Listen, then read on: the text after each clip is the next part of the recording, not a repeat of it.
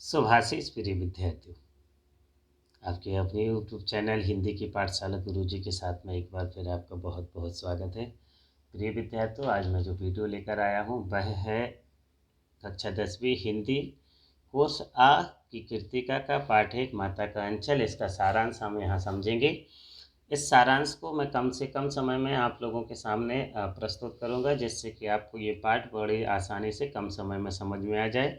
इसलिए इस वीडियो को बिल्कुल अंत तक देखिएगा, ये आपकी परीक्षा में बहुत मददगार साबित होने वाला है। चलिए विद्यार्थियों, तो हम अध्ययन आरंभ करते हैं। पाठ का नाम है माता का अंचल, जिसको लिखा है शिवपूजन सहाय जी ने।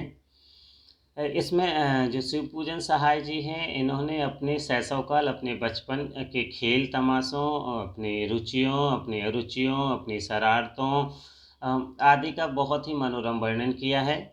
और ये पूरा का पूरा जो पाठ है वो वात्सल रस में लिखा हुआ एक पाठ है। लेखक बताता है कि वह अभी छोटा ही है, वह अभी शिशु ही था, और वह उसके जो पिता हैं वह सुबह बहुत जल्दी उठ जाया करते थे और नहा धोकर वह पूजा करने बैठ जाते थे।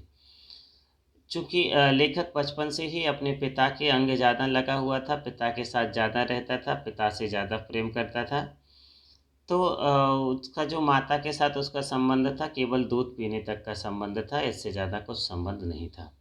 इसलिए वह पिता के साथ ही सोया करता था।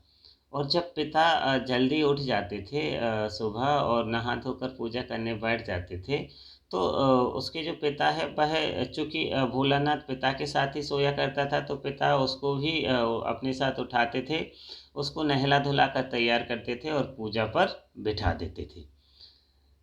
अब जब वह पिता के साथ पूजन करने के लिए बैठता था, तो वह क्या करता था, अपने पिता से जिद करता था कि उसको तिलक लगा दिया जाए। तो पिता कुछ हंसकर, कुछ झुँझलाकर, उसको कुछ डांटकर हमेशा की तरह उसके चौड़े लिलार पर, मतलब माथे पर तिलक लगा दिया करते थे, त्रिपुंड लगा दिया करते थे। लेखक की बचपन में जो बाल थे वो बड़े-बड़े थे, जटाएँ बड़े-बड़े थे, और जब वह त्रिपुंड लगा लेता था तो बिल्कुल भोला भोले भगवान के जैसे लगता था, बम भोला सा प्रतीत होता था। तो उसके जो पिताजी थे उसे प्यार से भोलानाथ कहकर पुकारते थे। लेखक अपने पिता को बाबूजी और अपनी माता को मैया कहकर बुलाया करता था। उसके जो पिता थे वह रामायण का पाठ करते थे, तो लेखक भी उनके बगल में आकर बैठ जाता था और एक शीशा अपने हाथ में लिए रहता था, आईना अपने हाथ में लिया रहता था, उसमें अपना मुख देखता रहता था। फिर वह अपने पिताजी की ओर देखता और उनको देखकर वह लजा जाता, उसको शर्मा जाती। पिताजी पूजा पाठ करने के बाद अपनी एक पुस्तक थी जिसको रामनामा कहते हैं, अर्थात जिस पर राम नाम लिखा जाता है, उस बही पर 1000 बार राम का नाम लिखते और उसको फिर अपनी रामायण वाली पोथी के साथ बांधकर रख देते। इसके बाद फिर वह कागज़ के टुकड़ों पर लगभग 500 बार राम नाम लिखते और आटे की गोलियां बनाकर उनमें लपेट कर रख लेते, और उसके बाद फिर वह गंगा जी की ओर निकल जाते। गंगा नदी के पास पहुंचने के बाद जो उसके पिता थे वह मछलियों को एक एक कर कर वह गोलियां खिलाते चले जाते थे। तब जो लेखक है वह अपने पिताजी के साथ ही उनके कंधे पर बैठा रहता था। उनके कंधे पर बैठा बैठा वह वहाँ मुस्कुराता रहता था। फिर जब वहाँ से लौट के आता तो बीच में आम के जो पेड़ पर थे उन पेड़ों पर बैठकर वह झूला झूलता, और उसके बाद फिर वह अपने पिता के संग खेला करता। कौन सा खेल खेला करता अपने पिता के साथ? वह बचपन में अपने पिता के साथ कुश्ती का खेल खेला करता था। जब वह पिता के साथ कुश्ती का खेल खेला करता तो उसके पिता उसको प्रोत्साहित करने के लिए, अपने बच्चे को बढ़ावा देने के लिए क्या करते, हार जाते, थोड़े से शिथिल पड़ जाते और उससे कुश्ती में हार जाने का नाटक करने लगते।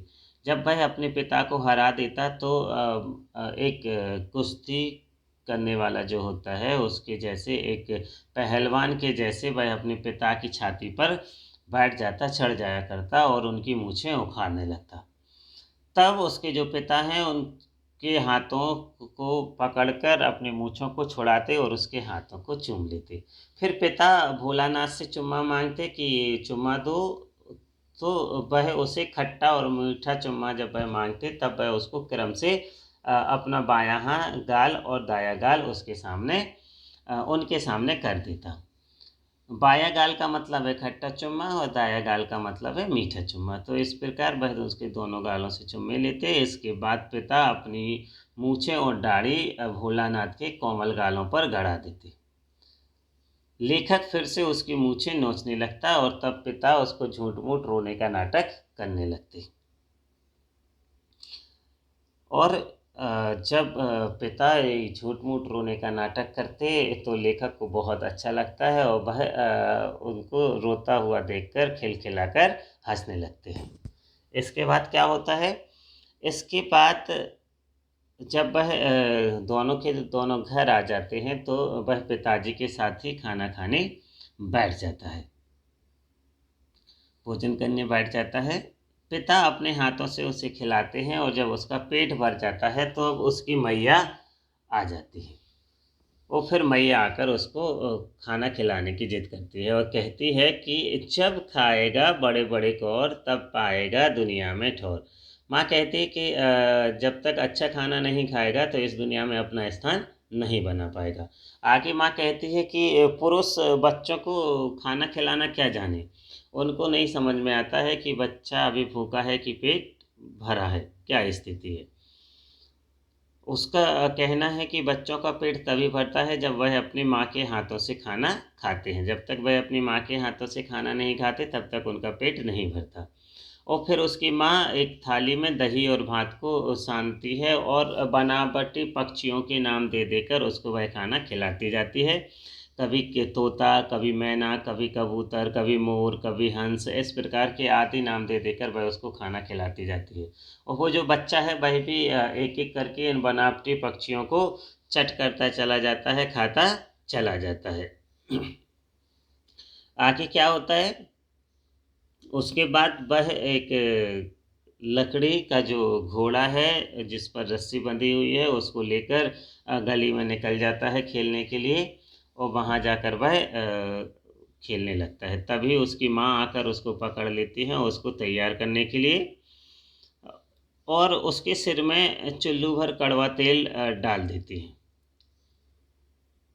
और जब उसके सिर में चुल्लू भर कड़वा तेल डाला जाता है तो वह रोने लगता है, झटपटाता है, परंतु मैया उसको छोड़ती नहीं है, उसको पूर्ण रूप से तैयारी करती है। उसकी नाभि और माथे पर काली बिंदी लगा देती है जिससे कि उसके बेटे को नज़र न लगे।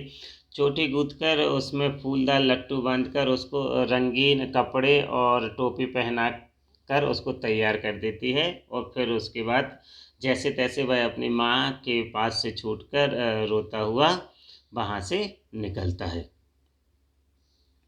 और जब वह रंगीन कपड़े पहन लेता है तो कहते हैं एकदम खासा कन्हैया बन जाता है। कन्हैया मतलब कृष्ण बन जाता है और पिता की गोद में सिसकते वह बाहर आ जाता है। वह जब रोते रोते बाहर आता है तो वहाँ पर जो उसके दोस्त हैं उसका इंतज़ार कर रहे होते हैं और उसके जो इंतज़ार करते हुए उसको दोस्त वहाँ खड़े हुए मिलते हैं तो वह रोना वोना सब भूल जाता है और उनके साथ खेलने में लग जाता है। उनके खेल भी कैसे हैं ज़रा देखिए। कहते हैं कि ये लोग बचपन में जो खेल तमाशे खेलते हैं वह कैसे हैं। उनके खेल नाटकों के जैसे हुआ करते थे। वे कभी चबूतरे के एक कोने पर अपना नाटक घर बना कर लेते थे और उस पर मिठाइयों की दुकान लगा लेते और दुकानों के ऊपर कागज़ का चंदोआ मतलब टेंट खींच दिया जाता था और ढेले, पत्ते, गीली मिट्टी आदि की मिठाइयाँ बनाकर बेचने लगते। अब ये ही दुकानदार होते थे और ये ही खरीदने वाले होते थे। हाँ, कभी-कभी इनके बाबूजी ज़रूर आ जाते थे और इनसे मिठाइयाँ खरीदने लगते थे उनको गोरखपुरिया पैसे देकर। और जब पिता आते तो ये क्या करते, वो खेल वहाँ से मिटाकर और वहाँ से हँसकर भाग जाते।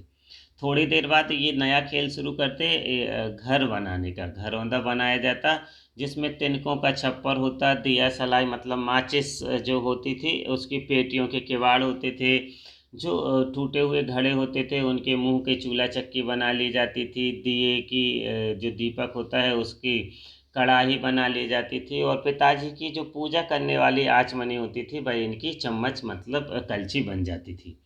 पानी, धूल, रेत इन सबको मिलाकर उनकी पंगत तैयार होती, ज्योनार तैयार होती और सारे के सारे लोग फिर पंगत के लिए बैठ जाते। और फिर जब इन लोगों की पंगत चल रही होती थी तो इनके बाबूजी, इनके पिताजी आते और पंगत के अंत में आकर भोजन करने के लिए बैठ जाते।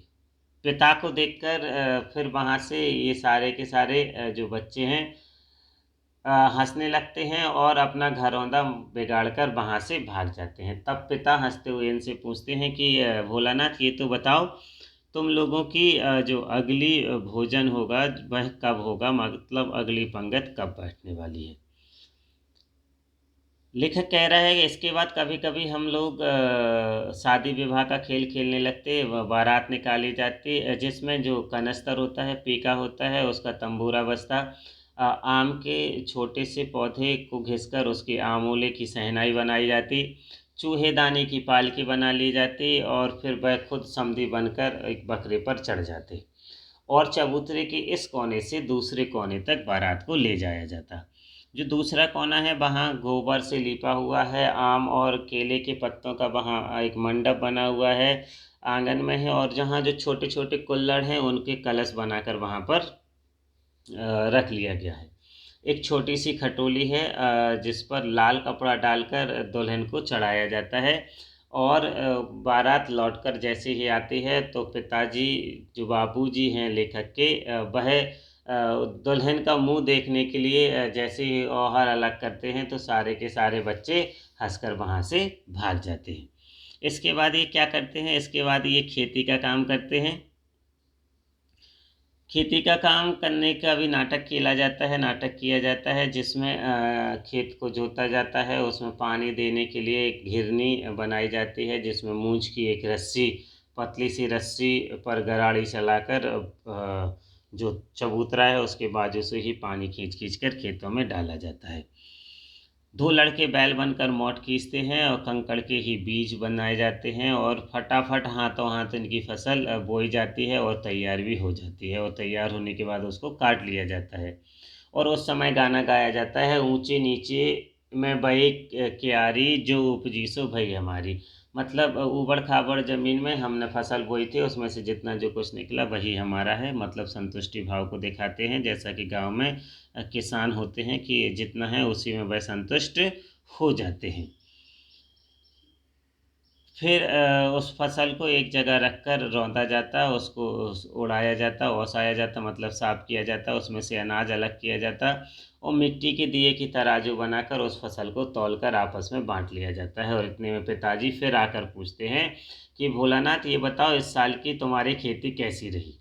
इतना सुनकर सारे के सारे बच्चे हंसने लगते हैं और फिर वहाँ से वो भाग जाते हैं। फिर कहते हैं कि उनका जो ये खेल होता है, कभी कभी जो राहगीर होते हैं, बटोही होते हैं, उनके इन खेलों को देखकर वह भी खड़े हो जाते हैं और खेलों को देखने लगते हैं। बच्चे मस्ती करते हैं तो कहते हैं कि वहाँ एक स्थान है जिसको ददरी बोला जाता है। तो ददरी का जो स्थान है वहाँ पर लोग मेले के लिए जाते हैं। तो कहते हैं कभी कभी वे ददरी के मेले में जाने वालों को देखकर एक गाना गाने लगते हैं, चलो भाई ददरी सत्तू पिसान की मोटरी। मतलब खाने के लिए, रास्ते के लिए सत्तू ले लो और ददरी के मेले के लिए चलो। फिर यदि वहाँ से कोई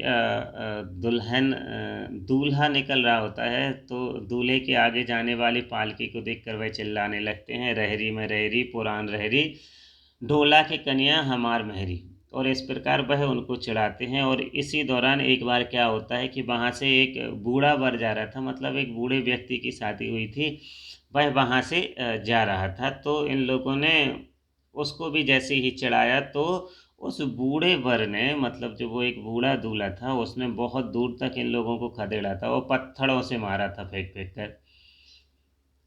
तब लेखक कहता है कि समझ में नहीं आता है ये इस घोड़े मुंह जैसे वर के लिए किस ससुर ने अपनी लड़की दे दी।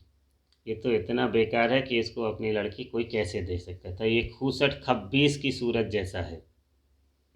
फिर लेखक कहता है कि आम की फसल में कभी-कभी खूब आंधियाँ चलती हैं, गर्मी का समय होता है, बहुत तेज़ आंधी चलती हैं।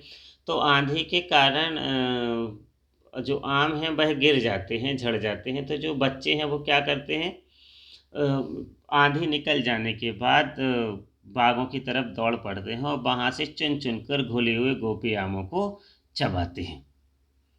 लेखक कहता है ऐसे ही एक दिन की बात है कि आंधी आई, बहुत तेज आंधी आई, और आंधी जब आई तो क्या हुआ, साथ में आकाश काले बादलों से ढक गया। जोरदार आंधी आने के बाद आकाश काले बादलों से ढक गया, बिजली कौंधने लगी, हवा सनसनाने लगी, पेड़ इतने तेज हिलने लगे कि ऐसा लग रहा था जैसे जमीन को चूम रहे हों, और जोरदार बारिश शुरू हो गई। तो वहाँ एक ऐसी कहावत है कि कहते हैं कि एक पंक्ति है जिसको बोल देने से वर्षा रुक जाती है। एक पैसा की लाई बाजार में छितराई, बरखा उतरी बिलाई की। एक पैसे की लाई ला के बाजार में बिखरा दो, फैला दो तो बारिश रुक जाती है। परंतु ऐसा नहीं हुआ, बारिश नहीं रुकी और तेज हो गई, और तेज पानी गिरने लगा। तब ये सारे के सारे बच्चे क्या हुआ, पेड़ों की जड़ों के धड़ से सटकर बैठ गए। जैसे कि कुत्ते में के कान में अठई, मतलब एक प्रकार का कीड़ा होता है, वो जो चिपक जाता है। लेकिन कहते हैं कि जो बरखा थी, जो बारिश थी, वो बहुत देर तक नहीं हुई, थोड़ी देर गिरने के बाद वह रुक गई। और जैसे ही बारिश बंद हुई, ये लोग जो बाग की तरफ ये दौड़े थे, उस बाग में बहुत सारे बिच्छू निकल आए। तो ये लोग डरकर वहाँ से भाग चले। इन लोगों के बीच में इनका एक शरारती मित्र था, जो इन लोगों से बड़ा था, बैजू। वो बड़ा ही ढीठ था। संयोग की बात है कि उस जब ये लोग वहाँ से भाग रहे थे तो बीच में ही इनको एक इनके शिक्षक मिल गए जिनका नाम था मूसन तिवारी। बूढ़े थे, उनको कम दिखाई देता था। बैजू ने उनको चिढ़ाना शुरू कर दिया और चिढ़ाकर बोला, क्या बोला, बुढ़वा बेईमान मांगे करेला का चोखा। इस प्रकार जैसे ही उनने चिढ़ाया तो जितने सारे बच्चे थे तो बैजू के सुर में सुर मिलाकर वह भी चिल्लाना शुरू कर दिए, वह भी इसी प्रकार उनको चिढ़ाना शुरू कर दी। मूसन तिवारी ने उनको बेहताशा, मतलब जितनी दम थी उतनी दम लगाकर इनको खदेड़ा, लेकिन उनको पकड़ नहीं पाए। हम लोग तो बस अपने अपने घर की ओर आंधी हो चले। लेखक कहता है कि हम लोगों ने अपने अपने घर की तरफ दौड़ लगा दी। अब जैसे ही ये सारे के सारे भाग गए और मूसन तिवारी जब स्कूल पहुँचे, पाठशाला पहुँचे, तो उन्होंने क्या किया, अपने कुछ विद्यार्थियों को लेखक और बैजू को पकड़ने के लिए भेज दिया कि इनको पकड़कर ले आओ। तो जो उनके बच्चे थे, वो जिनको इनने भेजा था, वो गिरफ्तारी वारंट लेकर छूटे, और इधर ज्यों ही हम लोग घर पहुँचे त्यों ही गुरुजी के सिपाही आ गए, मतलब वो लड़के आ गए और उनको पकड़कर ले गए। कहते हैं बैजू तो 9-2-11 हो गया, मतलब बैजू तो भाग गया, हम पकड़े गए। फिर तो गुरुजी ने जो हमारी खूब खबर ली, तरीके से इनको डांट पड़ी।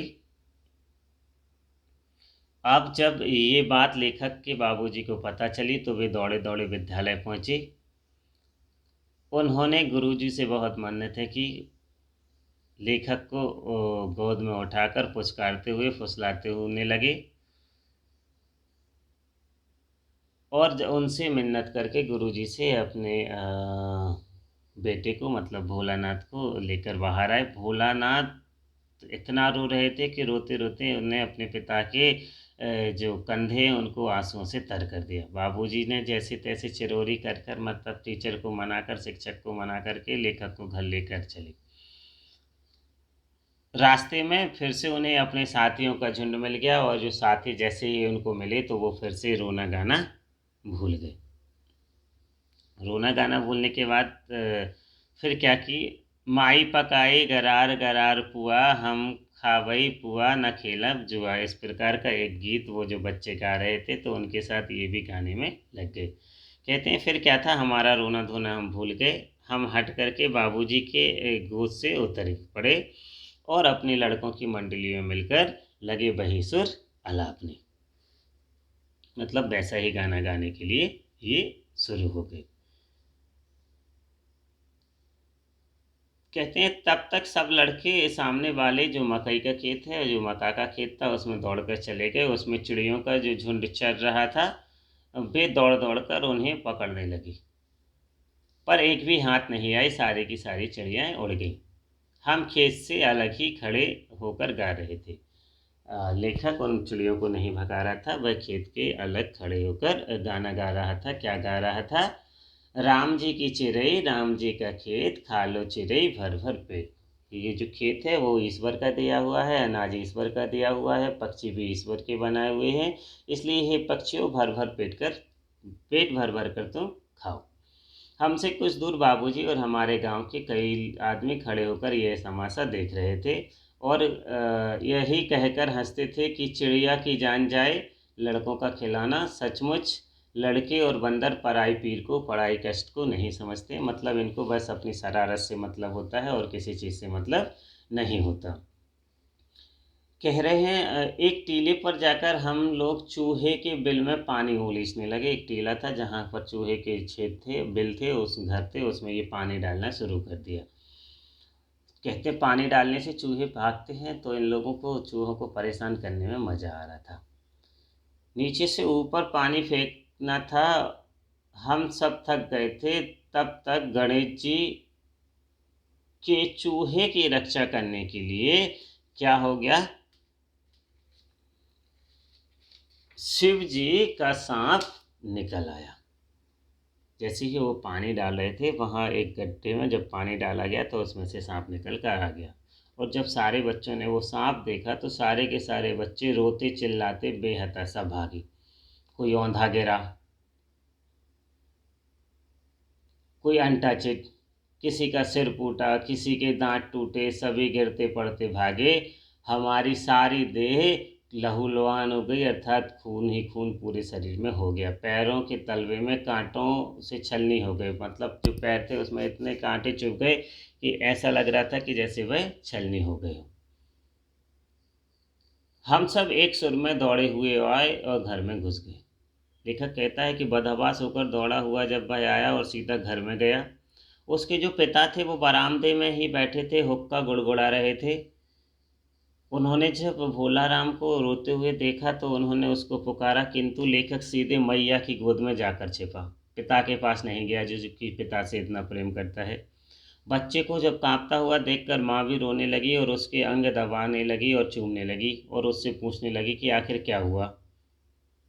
वह उससे डरने का कारण पूछ रही थी। बताओ बेटा भोलानाथ, हुआ क्या? उन्होंने झटपट हल्दी पीसी और उसके जो घाव थे, जो चोट थी, उन पर उसको लगा दिया। घर में तो जैसे एकदम कोहराम मच गया। लेखक धीमे स्वर में बस इतना ही कह पाया, स स। मतलब वो डर के कारण नहीं कह पा रहा था, रोते हुए नहीं कह पा रहा था कि उसने सांप देखा है। सारा शरीर थर थर काँप रहा था, आंखें चाह कर भी नहीं खुल रही थीं। मैया उसे बड़े लाड़ से गले लगाए हुई थी। बाबूजी ने दौड़कर अपनी गोद में लेना चाहा, किंतु लेखक ने अपने माँ का आंचल नहीं छोड़ा। मतलब उसको जो सुकून अपने माँ के आंचल में मिल रहा था, वह कहीं और उसको नहीं मिल रहा था। उसका कहना है कि जो माँ का आंचल होता है वह प्रेम और शांति के चंदोबे की छाया को नहीं छोड़ सकता था, अर्थात सबसे ज़्यादा प्रेम और शांति उसको अपनी माँ की गोद में ही मिल रही थी। उम्मीद कर सकता हूँ प्रिय विद्यार्थियों, ये वीडियो आप लोगों के अध्ययन में अवश्य ही मददगार साबित होगा। अपने इस चैनल से जुड़े रहिए। इसको लाइक, शेयर और सब्सक्राइब करना मत भूलिए। धन्यवाद प्रिय विद्यार्थियों।